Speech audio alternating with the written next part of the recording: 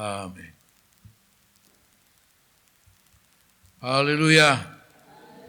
Puji Tuhan, salam sejahtera dalam nama Tuhan Yesus Kristus. Kita lanjutkan pelajaran kita tentang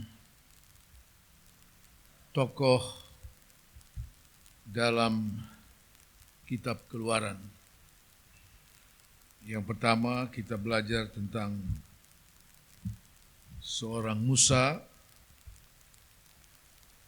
dan kita sudah mulai dengan beberapa bagian, yaitu bagian pertama periode waktu kehidupan Musa 40 tahun di Mesir. Dimulai dari kelahirannya, dibesarkan di istana Firaun, dan periode ini kemudian diakhiri dengan Musa melarikan diri ke Midian setelah dia membunuh salah satu mandor orang Mesir yang memukul, menganiaya seorang Ibrani, orang Israel. Sehingga Firaun mau membunuh Musa. Dan Musa melarikan diri ke Midian. Itu akhir dari periode waktu yang pertama dari Musa, 40 tahun yang pertama di Mesir. Sekarang kita akan masuk kepada periode kedua dari Musa, yaitu 40 tahun di Midian. Kita melihat di dalam Keluaran pasal 2 ayat 15 bagian B sampai kepada ayat 22. Begini firman Tuhan, saya bacakan bagi kita semua. Tetapi Musa melarikan diri dari hadapan Firaun dan tiba di tanah Midian. Lalu ia duduk di tepi sebuah sumur. Adapun imam di Midian itu mempunyai 7 anak perempuan. Mereka datang menimba air dan mengisi palungan-palungan untuk memberi minum kambing domba ayahnya. Maka datanglah gembala-gembala yang mengusir mereka. Lalu Musa bangkit menolong mereka dan memberi minum kambing domba mereka. Ketika mereka sampai kepada Reuel, ayah mereka, berkatalah ia, "Mengapa selekas itu kamu pulang hari ini?" Jawab mereka, "Seorang Mesir menolong kami terhadap gembala-gembala. Bahkan ia menimba air banyak-banyak untuk kami dan memberi minum kambing domba."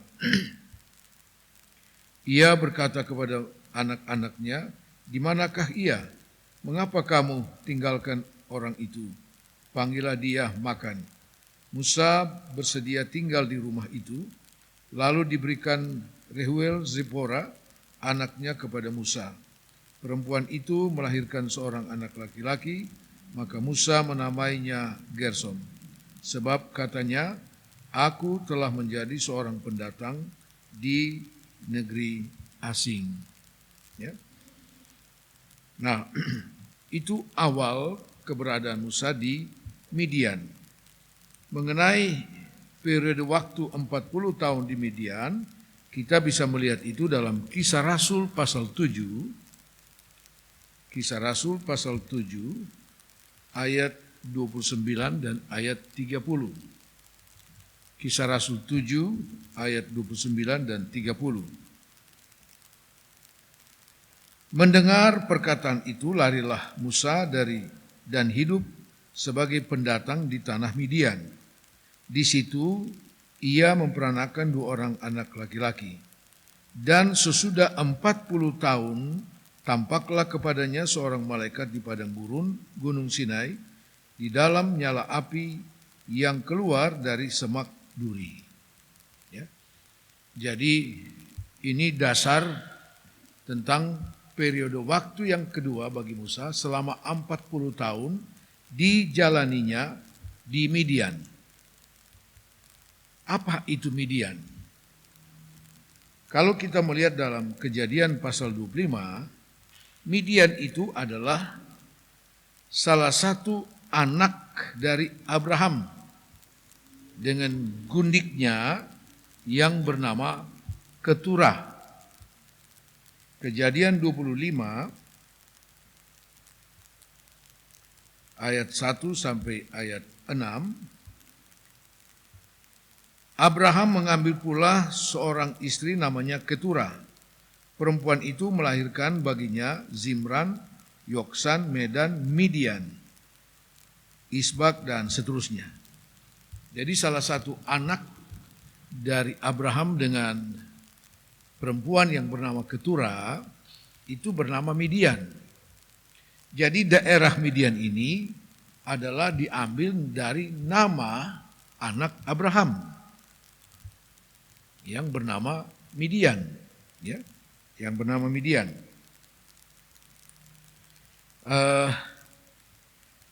Daerah Midian itu adalah daerah yang daerahnya lebih besar padang gurunnya, ya, padang gurunnya berbatasan dengan padang gurun Sinai, ya, berbatasan dengan padang gurun Sinai. Begitu luasnya padang gurun itu. Dan kenapa harus ke Midian? Kenapa Musa harus lari ke Midian? Ya.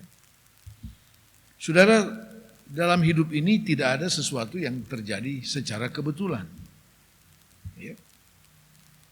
Sebab sebagian dari daerah Midian ini yang kemudian akan dilalui oleh bangsa Israel keluar dari Mesir.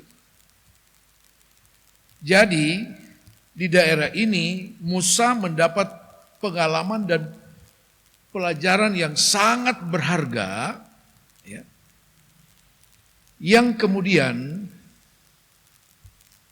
ketika dia memimpin bangsa Israel keluar dari Mesir, daerah-daerah inilah yang akan dilewati. Sehingga daerah ini menjadi tidak asing bagi seorang Musa, apalagi sebagai seorang pemimpin. Ya. Dia mengetahui banyak medan yang luas itu. Ya. Nah, jadi itu sebabnya kemudian Musa lari ke Midian. Sekali lagi, Midian adalah nama dari salah seorang anak Abraham dari istri yang bernama Keturah, istri yang disebut gundik dari Abraham. Jadi sesungguhnya mereka itu sebenarnya masih ada hubungan darah. Ya. Midian ini keturunan dari Abraham, demikian juga ya, Musa keturunan dari Lewi, anak-anak Yakub. Ya. Baik. Dalam kitab Kisah Rasul pasal 7 tadi kita sudah baca, memang ada 40 tahun yang harus dilewati oleh Musa di Midian. Ya. Nah, kembali kepada Keluaran pasal yang kedua, tadi Keluaran pasal yang kedua, bahwa Musa telah memulaikan periode di Midian ini dengan sangat baik. Ya, dengan sangat baik. Ketika dia sampai di Midian, saudara, dia belum tahu dia mesti kemana. Ya. Sekedar melepaskan lelah, dia ketemu sebuah sumur, ya, dia duduklah di sana. Musa duduk di sana, mungkin sambil menikmati air dari sumur itu. Tidak berapa lama datanglah gembala-gembala perempuan. Ternyata gembala-gembala perempuan itu anak-anak daripada Rehuel yang juga kita kenal namanya adalah Jitro. Jitro dan Rehuel adalah orang yang sama. Ya. Nah, ketika gembala-gembala perempuan ini datang untuk menimba air, baik untuk dibawa pulang maupun untuk memberi minum ternaknya, biasanya mereka diganggu, diusir oleh gembala-gembala asing, gembala-gembala lain. Artinya mereka saling berebut air di sumur itu. Tetapi karena ada Musa, Musa segera memberi pertolongan ya, dengan mengusir gembala-gembala itu. Rupanya penampilan Musa ini ya, sangar juga, sehingga gembala-gembala yang coba datang mengganggu itu lari. Ya. Kemudian Musa malah membantu gembala-gembala perempuan itu dengan menimbah air buat mereka, juga buat ternak mereka. Nah, itu suatu awal yang baik yang dilakukan oleh Musa. Satu awal yang baik. Menolong orang-orang yang membutuhkan. Kemudian kita membaca tadi, lalu setelah gembala-gembala perempuan itu kembali ke rumahnya, ke orang tuanya, mereka menceritakan apa yang terjadi. Terus orang tuanya bilang, loh kenapa orang yang sudah menolong kamu itu kamu tinggalkan begitu saja? Kenapa tidak undang dia datang makan? Ya. Dan kemudian dilakukan dan dikatakan Musa tidak keberatan untuk tinggal di situ. Artinya Musa sudah mendapat tumpangan. Ya. Setelah dia melakukan satu perbuatan yang baik, suatu pertolongan bagi gembala-gembala perempuan itu, dia mendapat imbalan untuk bisa tinggal. Ya. Makan minum di sana, dia tinggal di sana. Ya. Bahkan lebih dari itu, ya, oleh Reuel memberikan Musa salah satu dari anaknya perempuan yang bernama Zipora, ya, menjadi istri daripada Musa. Maka mulailah Musa dengan satu rumah tangga. Di sana dia mendapat 2 orang anak. Nah, jadi kita melihat Musa telah mengawali kehidupan di Midian dengan awal yang sangat baik. Awal yang sangat baik. Ya. Bermula dengan memberikan pertolongan, dia mendapat imbalan yang sepantasnya. Ya. Dia tinggal di sana. Bahkan dia mendapat pekerjaan. Ya. Dia mendapat pekerjaan.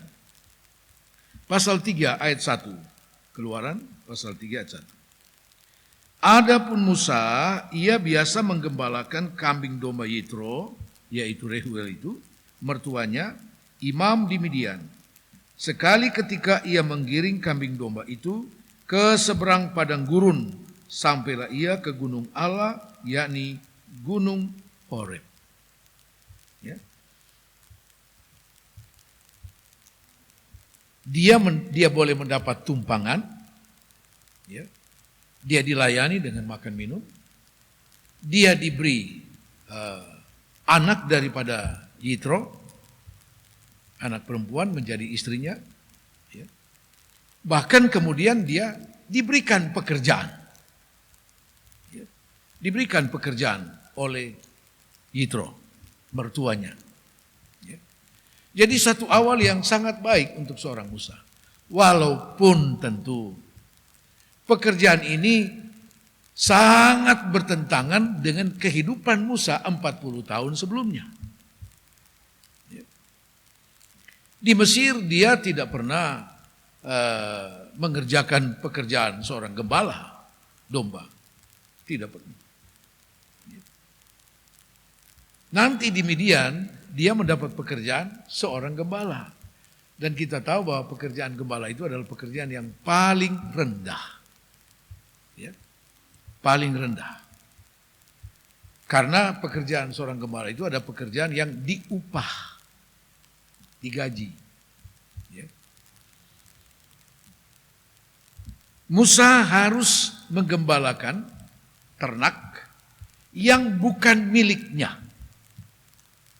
Ya, yang bukan miliknya. Hal ini merupakan satu proses bagi Musa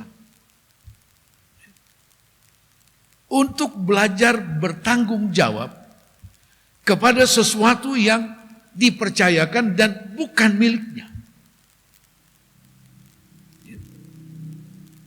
Jadi hasil dari pekerjaan Musa itu harus dipertanggungjawabkan kepada pemilik. Yaitu itu. Walaupun itu mertuanya. Tapi ini pekerjaan yang harus dipertanggungjawabkan. Jangan sampai ada yang hilang, mati atau sakit. Atau dicuri, diterkam binatang buas. Satu pengalaman yang sangat berbeda. Sangat berbeda. Dari masa periode 40 tahun sebelumnya di Mesir. Di Mesir, Musa menikmati segala fasilitas yang ada. Dia hidup cukup senang di sana. Tapi Tuhan harus mengakhiri periode itu untuk masuk kepada satu periode seperti saya sudah katakan dari pelajaran sebelumnya. Allah mulai menggiring Musa untuk masuk ke dalam konsep Allah. Musa coba menolong bangsanya waktu dia di Mesir dengan konsepnya sebagai manusia. Dan konsep manusia ini adalah mengandalkan kemampuan, kekuatan manusia. Ternyata Musa gagal. Gagal. Karena yang dilakukan oleh Musa yang merupakan konsep daripada manusia itu berakhir dengan membunuh dan Musa sendiri ketakutan. Peristiwa itulah yang kemudian membawa Musa harus melarikan diri ke Midian. Dan mulailah Musa masuk dalam proses Allah menurut konsep dari Allah sendiri. Dan memulaikan satu proses dari Tuhan tidak mudah. Tidak mudah. Musa dibawa kepada suatu keadaan yang sangat berbeda, bertentangan. Tetapi Musa harus menjalani. Mau hidup atau tidak. Musa harus menjalani. Tadi saya sudah katakan Musa sudah memulaikan keberadaannya di Midian dengan pengalaman yang sangat baik. Sangat baik. Setelah dia memberikan pertolongan kepada gembala-gembala perempuan itu, dia kemudian diundang ke rumah mereka, dilayani dengan makan minum. Bahkan kemudian Yitro memberi dia anak perempuannya yang bernama Sipora. Dia menjadi bagian dari keluarga Yitro. Dia memulaikan satu keluarga yang baru, rumah tangga yang baru. Dan mendapatkan pekerjaan. Walaupun pekerjaan yang sangat rendah. Dan Musa harus mulai dari keadaan itu. Tuhan sudah siapkan dia menjadi seorang pemimpin besar. Tapi mulainya dari sana.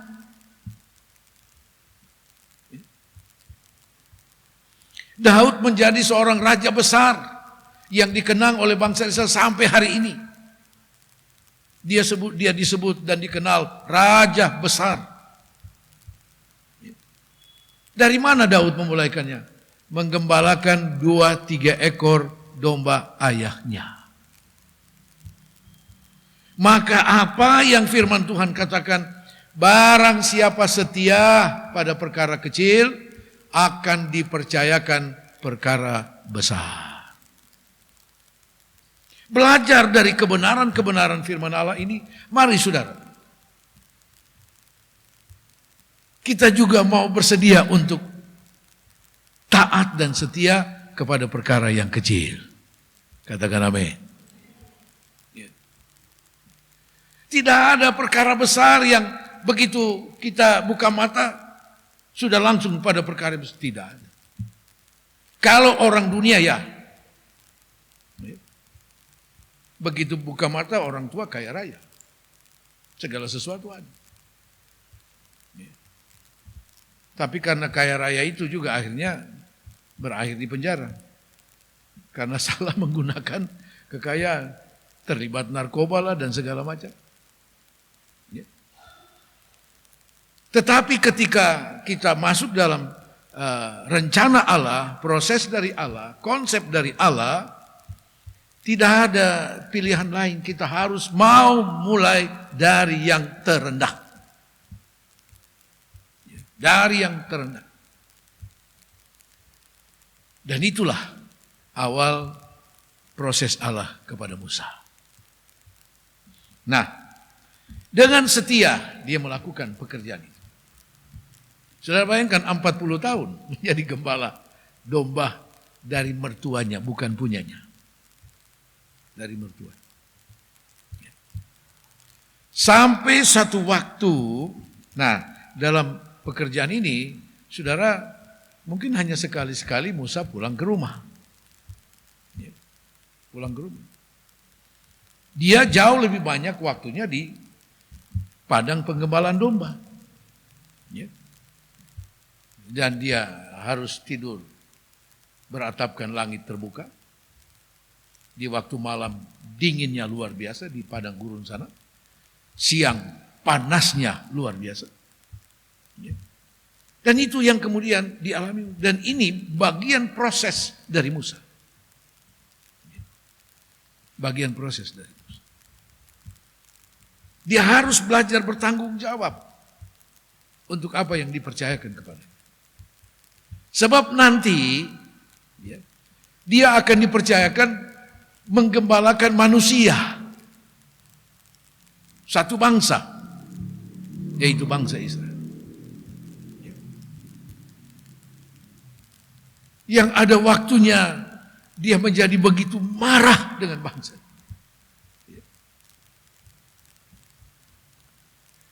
Tetapi lalu dia sadar, bangsa ini dia bilang, Tuhan ini umatmu. Ini umatmu.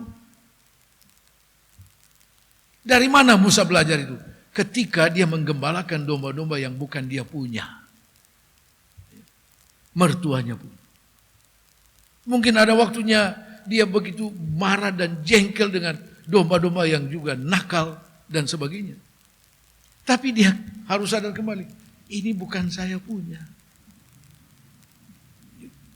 Di sanalah dia diajar oleh Tuhan. Musa belajar dari proses Tuhan. Nah, kemudian ayat 2 dari pasal 3. Lalu malaikat Tuhan menampakkan diri kepadanya di dalam nyala api yang keluar dari semak duri. Lalu ia melihat dan tampaklah semak duri itu menyala tetapi tidak dimakan api. Hari-hari terakhir dalam masa 40 tahun periode yang kedua dari Musa. Dia satu waktu tergerak membawa domba-domba ini jauh ke seberang. Di seberang padang gurun. Rupanya di seberang padang gurun itu ada padang rumput. Kemudian dikatakan dia sampai ke gunung Allah, yakni gunung Horeb. Dalam satu Raja-Raja pasal 19 ayat 8, gunung Horeb itu juga disebut gunung Allah. Ketika Elia harus disuruh Tuhan untuk sampai ke sana, ke gunung Horeb, gunung Allah. Artinya di sana ada pengalaman-pengalaman persekutuan dengan Allah. Ada hal-hal yang dinyatakan Allah di sana.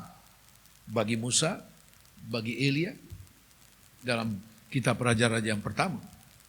Elia juga punya pengalaman dengan gunung Horeb. Pengalaman dengan Tuhan. Nah, Musa punya pengalaman di gunung Horeb ini. Dia tertarik Dia tidak ada maksud mau naik ke Gunung Horeb itu.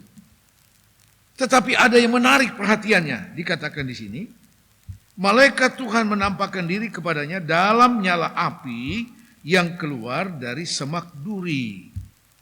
Lalu ia melihat dan tampaklah semak duri itu menyala tetapi tidak hangus. Tidak dimakan api. Itu menarik bagi Musa. Tuhan membuat sesuatu untuk menarik perhatian dari Musa. Sebab dalam peristiwa itulah Tuhan akan berfirman kepada Musa. Lalu apa artinya? Ya, dikatakan api yang keluar dari semak duri. Terjemahan lama dikatakan belukar duri. Ada sekumpulan semak duri, mungkin sudah kering, yang kemudian terbakar, menyala. Saudara, kalau semak duri terbakar, itu hanya hitungan menit, habis. Ya. Tetapi Musa tertarik, ada apa itu? Kok tiba-tiba ada api di belukar sana? Tapi dari tadi dia amati, kok tidak habis-habis? Apinya menyala terus, belukar itu tetap ada. Ya. Dia lalu dekati, dia mau cari tahu ada apa itu. Aneh ini. Saudara tahu apa itu belukar yang terbakar itu? Itu gambaran dari bangsanya Israel. Api itu bicara tentang penganiayaan. Bangsanya sedang dianiaya di Mesir, tapi tidak habis. Penganiayaan oleh Mesir dan Firaun tidak menghabiskan, tidak melenyapkan sama sekali bangsa Israel. Bahkan Alkitab katakan semakin mereka bertambah banyak. Itu pengertian dari belukar yang menyala tapi tidak hangus. Bangsa Israel yang sedang hidup dalam penganiayaan tapi tidak akan pernah lenyap. Tidak akan pernah lenyap. Dan itu menarik bagi Musa. Apa yang kemudian terjadi? Ayat yang ketiga. Musa berkata, baiklah aku menyimpang ke sana untuk memeriksa penglihatan yang hebat itu. Mengapakah tidak terbakar semak duri itu? Itu yang saya katakan tadi. Musa tidak ada rencana ke Gunung Horeb itu. Ngapain dia mau ke sana? Dia punya urusan untuk menggembalakan domba-domba. Dia sedang mencari padang rumput untuk domba-domba. Tapi Tuhanlah yang menuntun Musa ke sana. Dia belum pernah membawa domba-dombanya ke seberang sana. Tapi kali ini dia membawa domba-dombanya ke sana. Mencari padang rumput di seberang lagi. Lebih jauh lagi. Di sanalah Tuhan menarik perhatian dari Musa dengan belukar yang terbakar. Kalau mungkin belukar itu terbakar begitu menyala, terbakar habis, Musa tidak begitu tertarik. Memang ya keadaannya memang seharusnya begitu. Kalau ada rumput terbakar habis ya memang begitu. Tapi ini dia amati kok tidak habis-habis. Ini ada sesuatu yang benar. Saudara, Tuhan berkuasa. Menarik perhatian kita kepada sesuatu yang seharusnya kemudian akan menjadi beban dan tanggung jawab kita. Musa sedang dibawa kepada suatu tanggung jawab pelayanan. Dia dekati, ayat 4.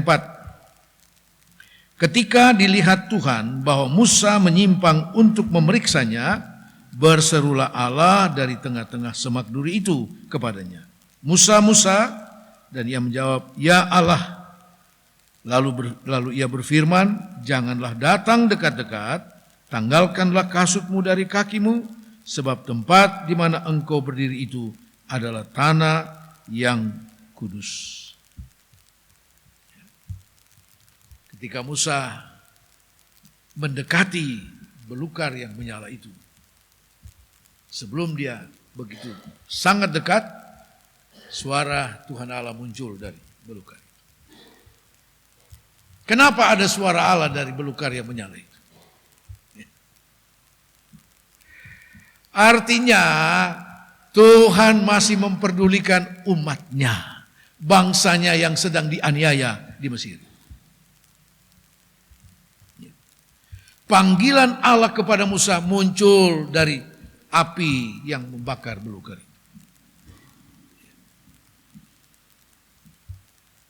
Bangsanya yang sedang dianiaya dengan api penganiayaan di Mesir. Dari sana muncul suara dari Tuhan. Dan apa yang Tuhan katakan kepada Musa, jangan dekat-dekat, tanggalkanlah kasutmu, sebab tempat di mana engkau berdiri itu adalah tanah yang kudus. Nah, perjalanan Musa menyeberangi padang gurun untuk mencari padang rumput bagi domba-dombanya diawali dengan kita kembali kepada pasal 2, mulai ayat 23 sampai ayat 25. Ini awalnya. Lama sesudah itu, ya, yaitu sesudah Musa melarikan diri dari Firaun. Jadi yang dimaksud lama sesudah itu, sesudah Musa melarikan diri, jadi setelah 40 tahun Musa ada di Midian, matilah Raja Mesir. Tetapi orang Israel masih mengeluh karena perbudakan, dan mereka berseru-seru, sehingga teriak mereka minta tolong karena perbudakan itu sampai kepada Allah.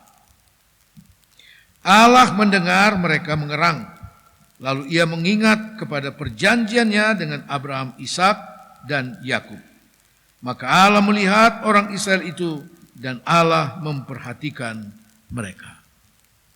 Ini awalnya. Ya. Karena ada seruan daripada bangsa Israel kepada Tuhan. Tuhan ingat perjanjiannya dengan Abraham, Ishak, dan Yakub.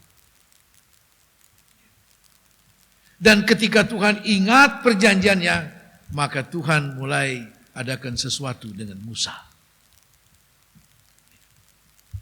Tuhan menggerakkan hati Musa, coba engkau menyeberang lebih jauh ke sana. Menyeberang lebih jauh. Sampai ke Bukit Horeb. Karena ada yang Tuhan mau tunjukkan kepada Musa, yaitu belukar yang terbakar. Yang tadi saya katakan, itulah gambaran dari bangsa Israel yang sedang dianiaya di Mesir. Ketika Yesus mendapati murid-murid yang tidak mendapatkan ikan, Yesus katakan, coba engkau bertolak lebih dalam, ke tempat yang lebih dalam, dan tebarkan jalam. Dan ternyata mereka mendapatkan ikan yang banyak. Tolak lebih dalam. Sama dengan Musa. Dia digerakkan Tuhan untuk jauh lagi, lebih jauh lagi. Sampai ke Bukit Horeb. Ya. Nah, apa yang diingat Allah yaitu perjanjiannya dengan Abraham, Ishak, dan Yakub. Kita lihat salah satu dari perjanjian itu dalam Kejadian pasal 15. Kejadian 15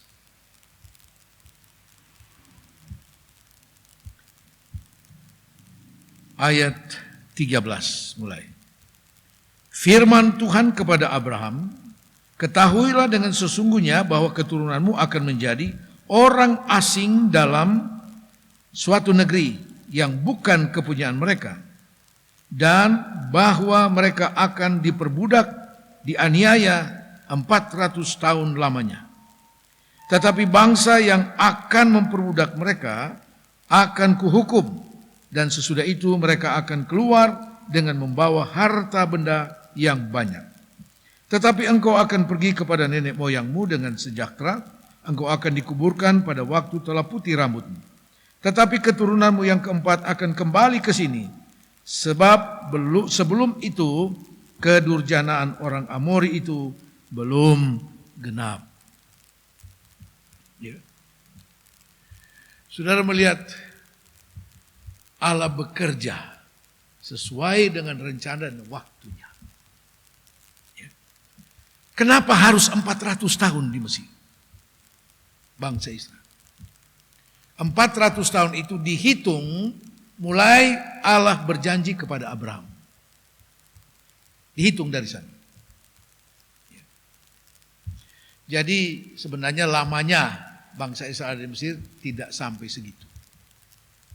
Karena itu dihitung mulai dari perjanjian itu diberikan Allah kepada Abraham. Lalu kenapa harus sampai 400 tahun seperti itu?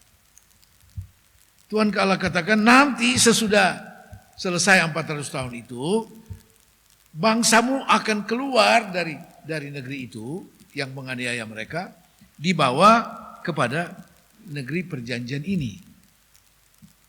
Sebab Tuhan bilang, sebelum waktu itu, kejahatan orang Amori, penduduk asli Kanaan, belum cukup. Belum cukup. Ya. Saudara, masing-masing kita, pribadi dan setiap bangsa di dunia ini, diberikan Tuhan masing-masing satu cawan yang harus kita isi. Kalau kita isi itu dengan kejahatan, begitu penuh hukuman datang. Itu aturan dalam firman Tuhan. Begitu juga satu bangsa diberi cawan. Nah, seperti yang Tuhan katakan, kejahatan Amori itu belum cukup. Belum penuh cawan yang diberikan untuk mereka isi dengan perbuatan-perbuatan jahat itu. Belum cukup. Nanti setelah cawan itu penuh, maka hukuman Allah datang atas mereka melalui siapa? Bangsa Israel masuk tanah Kanaan, melenyapkan semua bangsa di tanah Kanaan. Jadi Tuhan bukan semena-mena membawa orang selalu melenyapkan orang-orang di tanah Kanaan. Oh, ada alasannya, kejahatan mereka sudah cukup. Sama dengan hukuman air bah, bukan? Kejahatan manusia sudah memuncak, cukup, air bah pun datang. Padahal mereka sudah diberi kesempatan melalui pekabaran dari Nuh. Mereka tidak mau bertobat. Nah, itu alasannya. Nah, di samping itu, Allah sedang mempersiapkan Musa. Ya. Allah sedang mempersiapkan Musa. Dan apa yang terjadi sebelum Musa sampai kepada panggilan Tuhan? Oh, ada seruan daripada bangsa Israel. Saya percaya sebelum-sebelumnya bangsa Israel juga sudah berseru kepada Tuhan. Tapi karena belum jatuh tempo. Ya. Ya, belum jatuh tempo. Tuhan bilang sabar. Belum jatuh tempo. Begitu mendekati jatuh tempo, Tuhan persiapkan Musa. Allah kita luar biasa. Segala sesuatu bekerja bersama-sama. Ya. Dan Tuhan membuat semua indah pada waktunya. Tuhan Yesus memberkati.